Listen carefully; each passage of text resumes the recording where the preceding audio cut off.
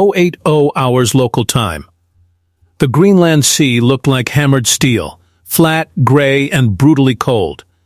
Wind knifed across the ice floes in long white streaks, and the horizon dissolved into a low ceiling of cloud that made distance feel unreal. Out here, the world didn't have cities. It had only geometry, choke points, corridors, and kill boxes. And at 080, that geometry shifted. A French task group, 3 gray hulls, and an auxiliary, pushed north through the Denmark Strait, broadcasting just enough to be noticed. Not a friendly ping, not a quiet transit. A message. Within minutes, U.S. Navy operators at the Atlantic Watch floor were staring at the same tracks and the same signature pattern. French emissions rising in the band that said, "We want you to know we're here." To the public, it would later be described as a presence operation. To the professionals watching the North Atlantic like a living organism, it looked like something else. It looked like intimidation. France had deployed warships to the high north, close enough to Greenland to force a choice: ignore them and look weak, or answer them and raise the temperature of an already volatile region. And then, this happened. The lead ship was a Frem-class frigate, a vessel designed to hunt submarines, built for quiet, armed for escalation. Her wake cut a dark line through broken ice. Behind her, another frigate held station, and a support ship kept the formation glued together like a spine.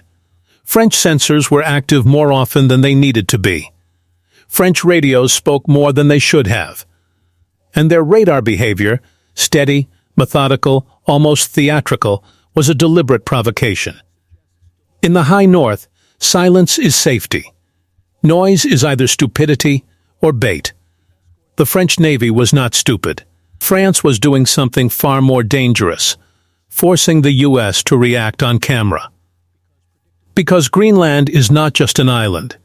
Greenland is the western wall of the GIUK Gap, one of the most strategic maritime corridors on Earth. The historical choke point that submarines must cross to reach the Atlantic. GIUK Gap. And Washington had been signaling, quietly, steadily, that the Arctic gateway was not negotiable. So France pushed a formation north, eyes open, transponders clean, posture rigid, like a boxer walking into the center of the ring to show he isn't afraid. 0912 hours. The U.S. response didn't come as a press release. It came as motion. A U.S. maritime patrol aircraft, an anti-submarine hunter, shifted its track and began to orbit the sector like a vulture with a checklist. Its job wasn't to shoot. Its job was to see. Another aircraft joined. Then, another. Then, from the horizon, the surface picture thickened. Destroyers. A cruiser. A command ship that didn't announce itself, but whose escort pattern screamed, "This is a fleet-level operation now." France had wanted intimidation. The U.S. gave encirclement. And then the most subtle escalation began. The kind that doesn't trend on social media but terrifies every professional Navy on Earth. The U.S. started shaping the battle space as an information environment, not a sea. In the background, under the noise of diplomatic statements, U.S. Navy networks began to synchronize like organs preparing for surgery. Greenland's northwestern coast hosts the U.S. military's critical Arctic installation, Pituffik Space Base, formerly Thule Air Base, an outpost tied to early warning, space tracking, and strategic defense. Pituffik Space Base. That matters for one reason. In the Arctic, radar and satellites are never background. They are the battlefield. France wasn't just moving ships. France was moving ships under the umbrella of a strategic region where signals, tracking, and detection are part of national survival. Pituffik Space Base. So the United States didn't treat this like a naval dispute. It treated it like a threat rehearsal. And when you treat something like a threat rehearsal, you don't improvise. You run a plan. By afternoon, diplomatic channels started dripping controlled language, de-escalation, coordination, routine patrols, but out on the water there was nothing routine about what France was doing. Their frigates held tight formation and ran sonar in a way that made every undersea contact feel watched. Their radar sweeps were firm enough to say, "We can paint you if we want to." And then, in a move that made seasoned operators sit up straight, the French formation drifted toward a corridor where the undersea domain gets complicated. Fast. Because the high north isn't empty. It's crowded with physics, ice acoustics, temperature layers, seabed geometry, and echoes that create false targets like ghosts. It's a place where a submarine can vanish, or be forced to surface if the wrong network wakes up around it. And that was exactly the moment Russia had been waiting for. The Predator arrives. Russia smells opportunity in NATO tension. Russia's northern fleet doesn't need a war to act. It needs distraction. And a visible confrontation between France and the US, two NATO-aligned powers, was the kind of distraction that creates one perfect window. A window where NATO sensors are busy watching each other. A window where human attention is split. A window where the undersea domain becomes a blind spot. Somewhere beneath the Greenland Sea, Russian commanders watch the surface noise like hunters listening for a stampede. If the US and France were focused on posturing, Russia could attempt the most valuable move in North Atlantic chess. Slip an advanced submarine through the GIUK approaches, get into the Atlantic, and shift the strategic threat line closer to the US East Coast. The GIUK gap has a long history, as the corridor navies obsess over precisely, because it funnels movement between the Arctic/Norwegian Sea and the open Atlantic. GIUK gap. And now, thanks to French intimidation, the corridor was loud. Perfect camouflage. Or so Russia thought. Before we go further, make a prediction. In a showdown like this, ice, sonar, politics, and submarines, who wins the chess match? France? The United States? Or the third player in the shadows? Drop your answer, because what happens next is the part no one saw coming. 14-20 hours. The surface confrontation tightened. A U.S. destroyer crossed the French lead ship's bow at a distance close enough to feel personal, spray blasting like thrown glass. The message was simple. You're not alone out here. France held course. And then the ocean's soundscape changed. Both sides, intentionally or not, created an acoustic hell. Active sonar pulses began to overlap. Return echoes multiplied. Thermal layers bent the sound. Ice reflected it. To an outside observer, it was chaos. To the U.S. Navy, it was usable chaos, because the United States had spent decades building doctrine around one truth. If you cannot see the submarine, make the submarine move. There's a reason Greenland is not treated like a normal geography problem. Denmark's Joint Arctic Command, headquartered in Nuuk, is responsible for sovereignty operations, surveillance, and coordination around Greenland and the Faroe Islands. Joint Arctic Command. That means local domain awareness isn't theoretical. It's operational. And in the high north, local doesn't mean short range. It means networked sensors, patrol patterns, and a command structure that can quickly plug into larger NATO and US systems. That day, the local net didn't just watch ships. It watched the absence of ships. Because absence is often where submarines live.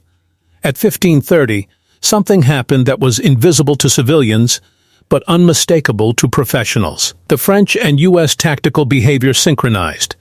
Not loosely. Not accidentally. Mathematically. Their maneuver spacing began to match the kind of geometry used to shape search volumes. Their sonar intervals changed to complement each other instead of competing. Their aircraft orbits shifted into a pattern that looked less like confrontation and more like cooperation. In other words, there was no allied fracture. There was a staged performance, big enough to trend, loud enough to lure, and controlled enough to be safe. France's intimidation wasn't for the U.S. It was for the third player under the ice. Russia's undersea doctrine depends on stealth and patience. But even the best submarine has a weakness. When it accelerates, it becomes louder. When it changes depth aggressively, it creates flow noise. When it tries to run through a corridor quickly, it trades invisibility for speed. So the trap was simple and cruel. Create a surface crisis loud enough to convince Russia to move.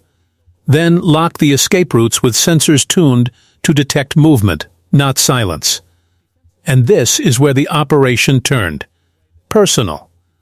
Because the real strike force was not a fleet, it was small. Public coverage would later mention a small French contingent supporting Arctic operations in Greenland-related missions and exercises. France joins Arctic Endurance. But the twist, the part that made Russia panic, was that a tiny group can matter more than an armada if it's positioned correctly. A small Franco-American team was inserted onto ice floes along a predicted undersea route. Their equipment wasn't cinematic. It was brutally practical. Passive hydrophones, timing gear, data burst transmitters. They didn't need to hear the entire ocean. They only needed to hear one corridor. And at 16:04 hours, they did. A faint signature, repeated, rhythmic, unnatural, cut through the ice like a heartbeat. It wasn't loud, it was distinct. The undersea black hole was moving. And movement is trackable. 16:10 hours. The surface units pivoted. A U.S. destroyer and the French lead frigate shifted their headings by only a few degrees. But it was enough. Their sonar arrays aligned like a pair of eyes focusing.